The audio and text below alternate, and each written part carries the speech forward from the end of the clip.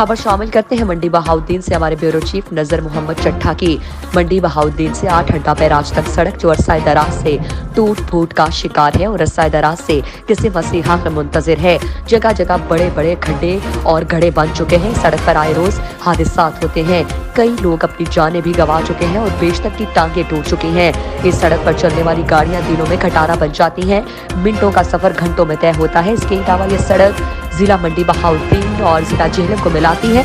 इन ख्यालात का इजहार मेहर जावेद इकबाल जो कि पेरिस में मुकीम है और आजकल अपने निजी दौरे पर पाकिस्तान आए हुए हैं, जिनका ताल्लुक कोटली अफगाना से है। अगर ये सड़क तामीर हो जाए तो लोगों को सफर करने के लिए आसानियां पैदा हो सकती हैं।